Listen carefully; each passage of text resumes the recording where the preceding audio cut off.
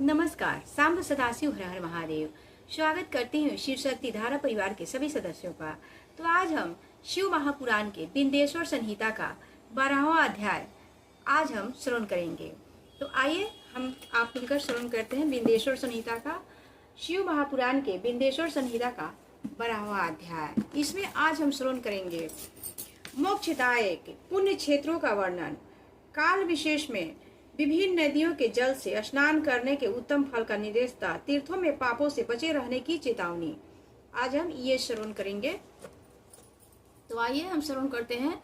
तो सब प्रेम से बोलिए उमापति महादेव की जय, गणेश जी महाराज की जय, माता पार्वती की जय, हर हर महादेव, जय कैलाशी अविनाशी महादेव की जय। इस अध्याय में पुण्य क्षेत्र के बारे में बताया गया है। पुण्य क्षेत्र में अगर कोई पाप करता है तो उसका क्या फल प्राप्त होता है, इसके बारे में बताया गया है। काल विशेष में विभिन्न नदियों के जल में स्नान करने का उत्तम फल क्या होता है, इस अध्याय में बताया गया है। तीर्थों में पाप से बचे रहने की चेतावनी भी दी गई है, क्योंकि तीर्थों में पाप करने से क्या फल प्राप्त होता है इस अध्याय में हम जानेंगे। तो चलिए शुरू करते हैं। तो सब प्रेम से एक बार बोलिए हर हर महादेव। श्रुति जी बोले विद्वान एवं बुद्धिमान महर्षियों मोक्षदायक शिव क्षेत्र का वर्णन सुनो। तत्पश्चात मैं लोक रक्षा के लिए शिवलोक की प्राप्ति कराने वाला होता है। शिवलोक के पश्चात ब्रह्मा और विष्णु के स्थानों में सुख भोगने पर अंत में मनुष्य को ज्ञान की प्राप्ति हो जाती है। माघ मास में तथा सूर्य के कुंभ राशि में स्थित होने पर फाल्गुन मास में गंगा जी के तट पर किया हुआ श्राद्ध पिंड दान अथवा तिलोदक दान पिता और नाना दोनों कुलों के पितरों को अनेक पीढ़ियों का द्वार करने वाला माना गया है। सूर्य और बृहस्पति जब मीन राशि में स्थित हो तब कृष्णवेणी नदी में किए गए स्नान की ऋषियों ने प्रशंसा की है। उन महीनों में पूर्वोक्त तीर्थ में किया हुआ स्नान इंद्र पद की प्राप्ति कराने वाला होता है। विद्वान पुरुष गंगा अथवा कावेरी नदी का आश्रय लेकर तीर्थवास करें। ऐसा करने से तत्काल किए हुए पाप का निश्चय ही नाश हो जाता है। इंद्रलोक प्रदान करने वाला बहुत से क्षेत्र हैं। ताम्रपर्णी और वेगवती ये दोनों नदियां ब्रह्मलोक की प्रतिरूप फल देने वाली है। इन दोनों के तट पर कितने ही स्वर्णदायक क्षेत्र है। इन दोनों के मध्य में बहुत से पुण्यप्रद क्षेत्र हैं। वहाँ निवास करने वाला विद्वान पुरुष वैसे फल का भागी होता है। सदाचार उत्तम वृद्धि तथा सदा वना के साथ मन से दया भाव रखते हुए विद्वान पुरुष को तीर्थों में निवास करना चाहिए, अन्यथा उसका फल नहीं मिलता। पुण्य क्षेत्र में किया हुआ थोड़ा सा पुण्य भी अनेक प्रकार से वृद्धि प्राप्त करता है। वहाँ किया हुआ छोटा सा पाप भी महान हो जाता है। यदि पुण्य क्षेत्र में रहकर ही जीवन बिताने का निश्चय हो तो उस पुण्य संकल्प से उसका पहले का सारा पाप तत्काल नष्ट हो जाएगा, क्योंकि पुण्य को ऐश्वर्यदाय कहा गया है। ब्रह्म तीर्थ वास जनित पुण्य कायिक वाचिक और मानसिक सारे पापों का नाश कर देता है। तीर्थों में किया हुआ मानसिक पाप ब्रजलेप हो जाता है, वह कई कल्पों तक पीछा नहीं छोड़ता है। वैसा पाप केवल ध्यान से ही नष्ट होता है, अन्यथा नहीं। वाचिक पाप जब से तथा कायिक पाप शरीर को सुखाने जैसे कठोर तप से नष्ट होता है। अतः सुख चाहने वाले पुरुष को देवताओं की पूजा करते और ब्राह्मणों की दान देते हुए पाप से बचकर ही तीर्थ में निवास करना चाहिए। इस प्रकार से बिंदेश्वर संहिता का कथा अध्याय 12वां संपन्न हुआ। तो सब प्रेम से बोलिए उमापति महादेव की जय, भगवान भोलेनाथ की जय, भोले भंडारी की जय, हर हर महादेव। तो अब श्रवण करेंगे कथा का 13वां अध्याय। 13वां अध्याय में बताया गया है सदाचार, शौचाचार, स्नान, भस्म धारण, संध्या वंदन, प्रणव जप, गायत्री जप, दान, न्यायतः धनोपार्जन तथा अग्निहोत्र आदि की विधि एवं महिमा का वर्णन किया गया है इस अध्याय में।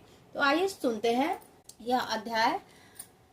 तो आप लोगों से निवेदन है कि आप लोग इस कथा को जरूर सुने और अगर इसमें कुछ कमी हो तो उसको कमेंट करके बताएं। अगर भगवान के आप भक्त हैं तो एक लाइक भी करें। तो चलिए शुरू करते हैं। ऋषियों ने कहा, सूत जी अब आप शीघ्र ही हमें वह सदाचार बताइए जिससे विद्वान पुरुष पुण्य लोकों पर विजय पाता है। स्वर्ग प्रदान करने वाले धर्ममय आचार तथा नरक का कष्ट देने वाले अधर्ममय आचारों का भी वर्णन कीजिए। सूत जी बोले, सदाचार का पालन करने वाला विद्वान ब्राह्मण ही वास्तव में ब्राह्मण नाम धारण करने वाला अधिकारी है, जो केवल वेदोक्त आचार का पालन करने वाला एवं वेद का अभ्यासी है। उस ब्राह्मण की विप्र संज्ञा होती है। सदाचार, वेदाचार तथा विद्या, इसमें से एक एक गुण से ही युक्त होने पर उसे द्विज कहते हैं। जिसमें स्वल्प मात्र ही आचार का पालन देखा जाता है, जिसने वेदाध्ययन भी बहुत कम किया है तथा जो राजा का सेवक, पुरोहित, मंत्री आदि है, उसे क्षत्रिय ब्राह्मण कहते हैं।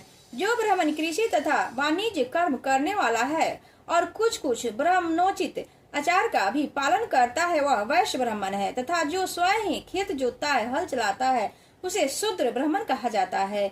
जो दूसरे के दोष देखने वाला और परम द्रोही है, उसे चंडाल द्विज कहते हैं। इसी तरह क्षत्रिय भी जो पृथ्वी का पालन करता है, वह राजा है। दूसरे लोग राजत्वहीन क्षत्रिय माने गए हैं। वैश्यों में भी जो धन्य आदि वस्तुओं का क्रय विक्रय करता है, वह वैश्य कहलाता है। दूसरों को वणिक कहते हैं। जो ब्राह्मण, क्षत्रिय तथा वैश्यों की सेवा में लगा रहता है, वही वास्तव में शूद्र कहलाता है। जो शूद्र हल जोतने का काम करता है, उसे वृषल समझना चाहिए। सिंह, शिल्प और कर्ण से भिन्न वृत्ति का आश्रय देने वाला शूद्र दस्यु कहलाते हैं। इन सभी वर्णों के मनुष्य को चाहिए कि वे ब्रह्म मुहूर्त में उठकर पूर्वामुख होकर सबसे पहले देवताओं का, फिर धर्म का, अर्थ का, उसकी प्राप्ति के लिए उठाए जाने वाले क्लेशों का, आय और व्यय का भी चिंतन करें। रात के पिछले पहर को उषः काल जानना चाहिए। उस अंतिम पहर का जो आधा या मध्य भाग है, उसे संधि कहते हैं। उस संधि काल में उठकर द्विज को मल मूत्र आदि का त्याग करना चाहिए। घर से दूर जाकर बाहर से अपने शरीर को ढके रहकर दिन में उत्तराभिमुख बैठकर मल मूत्र त्याग करें। यदि उत्तराभिमुख बैठने में कोई रुकावट हो तो दूसरी दिशाओं का मुख करके बैठे। जल, अग्नि, ब्राह्मण आदि तथा देवताओं का समान बचाकर बैठे। मल त्याग करके उठने पर फिर उस मल को न देखें। तदंतर जलाशय से बाहर निकाले हुए जल से ही गुद्दा की शुद्धि करें, अथवा देवताओं को, पितरों तथा ऋषियों के तीर्थों में उतरे बिना ही प्राप्त हुए जल से शुद्धि करनी चाहिए। गुदा में 7, 5 या 3 बार मिट्टी लगाकर उसे धोकर शुद्ध करें। लिंग में ककोड़े के फल के बराबर मिट्टी लगाकर उसे शुद्ध करें, परंतु गुदा में लगाने के लिए 1 पसर मिट्टी की आवश्यकता होती है। लिंग और गुदा की शुद्धि के पश्चात उठकर अन्यत्र जाएं और हाथ पैरों की शुद्धि करके 8 बार कुल्ला करें। जिससे किसी वृक्ष के पत्ते से अथवा उसके पतले काष्ठ से जल के बाहर दंतवन करना चाहिए। उस समय तर्जनी अंगुली का उपयोग न करें। यह दंत शुद्धि का विधान बताया गया है। तदंतर जल संबंधी देवताओं को नमस्कार करके मंत्र पाठ करते हुए जलाशय में स्नान करें। यदि कंठ तक या कमर तक पानी में खड़े होने की शक्ति न हो तो घुटने तक जल में खड़ा हो अपने ऊपर जल छिड़क कर मंत्रोच्चार पूर्वक स्नान कार्य संपन्न करें। विद्वान पुरुष को चाहिए कि वह तीर्थ जल से देवता आदि का स्नानांग तर्पण भी करें। इसके बाद धौत वस्त्र लेकर 5 कच्छ करके उसे धारण करें। साथ ही कोई उत्तरीय भी धारण कर लें, क्योंकि संध्या वंदन आदि सभी कर्मों में उसकी आवश्यकता होती है। नदी आदि तीर्थों में स्नान करने पर स्नान संबंधी उतारे हुए वस्त्रों को वहां न धोए। स्नान के पश्चात विद्वान पुरुष भीगे हुए उस वस्त्र को बावड़ी में, कुएं के पास अथवा घर आदि में ले जाए और वहां पत्थर पर, लकड़ी आदि पर, जल में या स्थल में अच्छी तरह धोकर उस वस्त्र को निचोड़े। द्विज वस्त्रों को निचोड़ने से जो जल गिरता है वह एक श्रेणी के पितरों की तृप्ति के लिए होता है। इसके बाद जबाली उपनिषदों में बताए गए मंत्र से भस्म लेकर उसके द्वारा त्रिपुंड लगाएं। प्रातः काल की संध्या उपासना में गायत्री मंत्र का जाप करके 3 बार ऊपर की ओर सूर्य देव को अर्घ देने चाहिए। ब्राह्मणों मध्याह्न काल में गायत्री मंत्र के उच्चारण पूर्वक सूर्य को एक ही अर्घ देना चाहिए। फिर साय काल में आने पर पश्चिम की ओर मुख करके बैठ जाएं और पृथ्वी पर ही सूर्य के लिए अर्घ दें, ऊपर की ओर नहीं। प्रातः काल और मध्याह्न के समय अंजलि में अर्ध जल लेकर अंगुलियों की ओर से सूर्य देव के लिए अर्घ दें। फिर अंगुलियों के छिद्र से ढलते हुए सूर्य को देखें और उनके लिए स्वतः प्रदक्षिणा करके शुद्ध आचमन करें। संध्या काल में सूर्यास्त से 2 घड़ी पहले की हुई संध्या निष्फल होती है, क्योंकि वह साय संध्या का समय नहीं है। ठीक समय पर संध्या करना चाहिए, ऐसी शास्त्र की आज्ञा है। यदि संध्योपासना किए बिना दिन बीत जाए तो प्रत्येक समय के लिए क्रमशः प्रायश्चित करना चाहिए। यदि एक दिन बीते तो प्रत्येक बीते हुए संध्या काल के लिए नित्य नियम के अतिरिक्त 100 गायत्री मंत्र का अधिक जाप करें। यदि नित्य कर्म के लुप्त हुए 10 दिन से अधिक बीत जाए तो उसके प्रयासी स्वरूप 1 लाख गायत्री मंत्र का जाप करना चाहिए। यदि 1 मास तक नित्य कर्म छूट जाए तो पुनः अपना उपनयन संस्कार कराएं। अर्ध सिद्धि के लिए ईश, गौरी, कार्तिकेय, विष्णु, ब्रह्मा, चंद्रमा और यम का तथा ऐसे ही अन्य देवताओं का भी शुद्ध जल से तर्पण करें। फिर तर्पण कर्म को ब्रह्मपर्ण करके शुद्ध आचमन करें।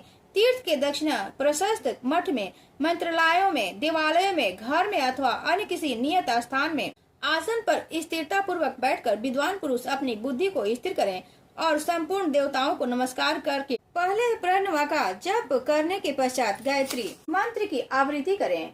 अ, उ और म इन तीनों अक्षरों से जीव और ब्रह्मा की एकता का प्रतिपादन होता है। इस बात को जानकर प्रणव का जाप करना चाहिए। जप काल में यह भावना करनी चाहिए कि हम तीनों लोकों की सृष्टि करने वाले ब्रह्मा, पालन करने वाले विष्णु तथा संहार करने वाले रुद्र की जो स्वयं प्रकाश चिन्मय है उपासना करते हैं। यह ब्रह्म स्वरूप ओंकार हमारी कामेंद्रियों और ज्ञानेंद्रियों की वृत्तियों को, मन की वृत्तियों को तथा बुद्धि वृत्तियों को सदा भोग और मोक्ष प्रदान करने वाले धर्म एवं ज्ञान की ओर प्रेरित करें। प्रणव के इस अर्थ का बुद्धि के द्वारा चिंतन करता हुआ जो इसका जप करता है वह निश्चय ही ब्रह्म को प्राप्त कर लेता है अथवा अर्थानुसंधान के बिना ही प्रणव का नित्य जाप करना चाहिए। इससे ब्रह्म तत्व की पूर्ति होती है। ब्रह्म तत्व की पूर्ति के लिए श्रेष्ठ ब्राह्मणों को प्रतिदिन प्रातः काल सहस्त्र गायत्री मंत्र का जाप करना चाहिए। मध्याह्न काल में 100 बार और साय काल में 28 बार जप की विधि है। अन्य वर्णों के लोगों को अर्थात क्षत्रिय और वैश्य को 3 संध्याओं के समय यथा संध्या गायत्री जाप करना चाहिए। शरीर के भीतर मूलाधार, स्वाधिष्ठान, मणिपुर, अनाहत, आज्ञा और सहस्त्रार ये 6 चक्र है। इनमें मूलाधार से लेके सहस्त्रार तक 6 स्थानों में क्रमशः विधेश्वर, ब्रह्मा, विष्णु, ईश, जीवात्मा और परमेश्वर स्थित है। इन सब से महाबुद्धि करके इनकी एकता का निश्चय करें और यह ब्रह्म मैं ही हूँ ऐसी भावना पूर्वक प्रत्येक श्वास के साथ जप करें। उन्हीं बिंदेश्वर आदि की ब्रह्मरंध्र आदि में तथा इस शरीर से बाहर भी भावना करें। प्रकृति के विकारभूत महत्व से लेकर से लेकर पंचभूत पर्यंत तत्वों से बना हुआ जो शरीर है, ऐसे सहस्रों शरीर का एक एक आजापा गायत्री के जप से एक के क्रम से अतिक्रमण करके जीवों को धीरे धीरे परमात्मा से संयुक्त करें। यह जप का तत्व बताया गया है। 100 अथवा 28 मंत्रों से जप से उतने ही शरीर का अतिक्रमण होता है। इस प्रकार जो मंत्र का जाप है इसी को आदि क्रम से वास्तविक जाप जानना चाहिए। सहस्त्र बार किया हुआ जप ब्रह्मलोक प्रदान करने वाला होता है ऐसा जानना चाहिए। 100 बार किया हुआ जप इंद्र पद की प्राप्ति कराने वाला होता है। ब्रह्मणोत्तर पुरुष आत्म रक्षा के लिए जो स्वल्प मात्र में जप करता है वह ब्राह्मण के कुल में जन्म लेता है। प्रतिदिन सूर्योपासना करके उपयुक्त रूप से जप का अनुष्ठान करना चाहिए। 12 लाख गायत्री का जाप करने वाला पुरुष पूर्ण रूप से ब्राह्मण कहा गया है। जिस ब्राह्मण ने 1 लाख गायत्री का जाप किया हो उसे वैदिक कार्य में न लगाएं। 70 वर्ष की अवस्था तक नियम पूर्वक कार्य करें। इसके बाद गृहस्थ त्याग कर संन्यास ले लें। परिवारजक या सन्यासी पुरुष नित्य प्रातः काल 12,000 प्रणव का जाप करें। यदि एक दिन इस नियम का उल्लंघन हो जाए तो दूसरे दिन उसके बदले में उतना मंत्र और अधिक जप करना चाहिए। सदा इस जप को चलने का प्रयत्न करना चाहिए। यदि क्रमशः 1 मास आदि का उल्लंघन हो गया तो 1.5 लाख जप करके उसका प्रायश्चित करना चाहिए। इससे अधिक समय तक नियम का उल्लंघन हो जाए तो पुनः नए सिरे से गुरु से नियम ग्रहण करें। ऐसा करने से दोषों की शांति होती है, अन्यथा वह रौरव नरक में जाता है। जो सकाम भाव से युक्त गृहस्थ ब्राह्मण है उसी को धर्म तथा अर्थ के लिए यत्न करना चाहिए। मुमुक्षु ब्राह्मणों को तो सदा ज्ञान का ही अभ्यास करना चाहिए। धर्म से अर्थ की प्राप्ति होती है, अर्थ से भोग सुलभ होता है, फिर उस भोग से वैराग की संभावना होती है। धर्म पूर्वक उपार्जित धन से जो भोग प्राप्त होता है उससे एक दिन अवश्य वैराग का उदय होता है। धर्म के विपरीत अधर्म से उपार्जित किए हुए धन के द्वारा जो भोग प्राप्त होता है उससे भोगों के प्रति आसक्ति उत्पन्न होती है। मनुष्य धर्म से धन पाता है, तपस्या से उसे दिव्य रूप की प्राप्ति होती है। कामनाओं का त्याग करने वाले पुरुष के अंतःकरण की शुद्धि होती है, उस शुद्धि से ज्ञान का उदय होता है। इसमें संशय नहीं है। सतयुग आदि में तप को ही प्रशस्त कहा गया है, किंतु कलयुग में द्रव्य साध्य धर्म दान आदि अच्छा माना गया है। सतयुग में ध्यान से, त्रेता में तपस्या से और द्वापर में यज्ञ करने से ज्ञान की सिद्धि होती है, परंतु कलयुग में प्रतिमा की पूजा से ज्ञान लाभ होता है। अधर्म हिंसा दुख का रूप है और धर्म सुख रूप है। अधर्म से मनुष्य दुख पाता है और धर्म से वह सुख एवं अभ्युदय का भागी होता है। दुराचार से दुख प्राप्त होता है और सदाचार से सुख। अतः भोग और मोक्ष की सिद्धि के लिए धर्म का उपार्जन करना चाहिए।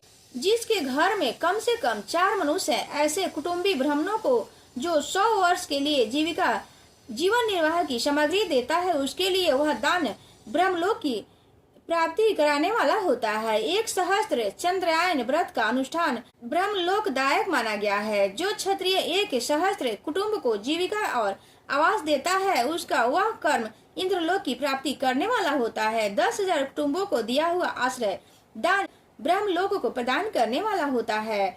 दाता पुरुष जिस देवता को सामने रखकर दान करता है, अर्थात वह दान के द्वारा जिस देवता को प्रसन्न करता है, उसी का लोक उसे प्राप्त होता है। यह बात वेद वेता पुरुष अच्छी तरह जानते हैं। धनहीन पुरुष सदा तपस्या का उपार्जन करें, क्योंकि तपस्या और तीर्थ सेवन से ही अक्षय सुख पाकर मनुष्य उसका उपभोग करता है।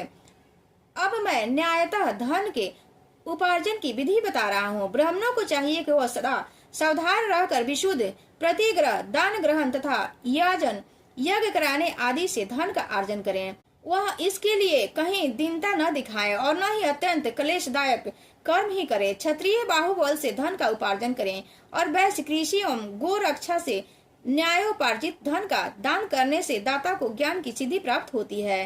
ज्ञान सिद्धि द्वारा सब पुरुषों को गुरु कृपा मोक्ष सिद्धि सुख सुलभ होती है। मोक्ष से स्वरूप की सिद्धि ब्रह्म रूप से स्थित प्राप्त होती है, जिससे मुक्त पुरुष परमानंद का अनुभव करता है। गृहस्थ पुरुष को चाहिए कि वह धन धान्य आदि सब वस्तुओं का दान करे। वह तृषा वृद्धि के लिए जल तथा सुधा रूपी रोग की शांति के लिए तथा अन्न का दान करें। खेत धान्य, कच्चा अन्न तथा भक्ष्य भोज्य, लेहा और चोषे, ये 4 प्रकार के सिद्ध अन्न दान करने चाहिए, जिससे अन्न को खाकर मनुष्य जब तक कथा श्रवण आदि सत्कर्म का पालन करता है, उसके समय तक उसके किए हुए पुण्य का आधा भाग दाता को मिल जाता है। इसमें संशय नहीं है।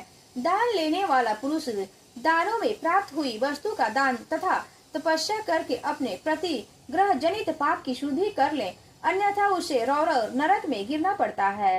अपने धन के 3 भाग करें। 1 भाग धर्म के लिए, दूसरा भाग वृद्धि के लिए तथा तीसरा भाग अपने उपभोग के लिए। नित्य नैमित्तिक और काम्य, ये 3 प्रकार के कर्म धर्मार्थ रखे हुए धन से करें। साधक को चाहिए कि वह वृद्धि के लिए रखे हुए धन को ऐसा व्यापार करे जिससे उनकी धन की वृद्धि हो तथा उपभोग के लिए रक्षित धन से हितकारक परमिति एवं पवित्र भोग भोगे। खेती से पैदा किए हुए धन का 10वां अंश दान करे, जिससे पाप की शुद्धि हो। शेष धन कर्म वृद्धि एवं उपभोग करे, अन्यथा वह रौरव नरक में पड़ता है अथवा उसकी बुद्धि पाप पूर्ण हो जाती है या खेती ही चौपट हो जाती है। वृद्धि के लिए किए गए व्यापार में प्राप्त हुए धन का 6वां भाग दान कर देने योग्य होता है। बुद्धिमान पुरुष अवश्य उसका दान कर दे। विद्वान पुरुष को चाहिए कि वह दूसरों के दोषों का बखान न करें। ब्राह्मणों दोषवश दूसरे के सुने और देखते हुए छिद्रों को भी प्रकट न करें। विद्वान पुरुष ऐसी बातें न कहें जो समस्त प्राणियों के हृदय में रोष पैदा करने वाली हो। ऐश्वर्य की सिद्धि के लिए दोनों संध्याओं के समय अग्निहोत्र कर्म अवश्य करे। जो दोनों समय अग्निहोत्र करने में असमर्थ हो, वह एक ही समय सूर्य और अग्नि को विधि पूर्वक दी हुई आहुति से संतुष्ट करे। चावल, धान्य, घी, फल, कंद तथा हविष्य इनके द्वारा विधि पूर्वक अस्थाली पाक बनाए तथा यथोचित रीति से सूर्य और अग्नि को अर्पित करें। यदि हविष्य का अभाव हो तो प्रधान होम मात्र करें। सदा सुरक्षित रहने वाली अग्नि को विद्वान पुरुष अज अस्त्री की संज्ञा देते हैं अथवा संध्या काल में जप मात्र या सूर्य की वंदना मात्र कर लें। आत्मज्ञान की इच्छा वाले धनार्थी पुरुषों को भी इस प्रकार की विधिवत उपासना करनी चाहिए, जो सदा ब्रह्म ज्ञान में तत्पर होते हैं। देवताओं की पूजा में लगे हुए नित्य अग्नि पूजा एवं गुरु पूजा में अनुरक्त होते हैं तथा ब्राह्मण को तृप्त किया करते हैं वे सब लोग स्वर्ग लोक के भागी होते हैं। इस प्रकार से कथा का 12वां अध्याय पूर्ण हुआ। तो सब प्रेम से बोलिए उमापति महादेव की जय, माता पार्वती की जय, गणेश जी महाराज की।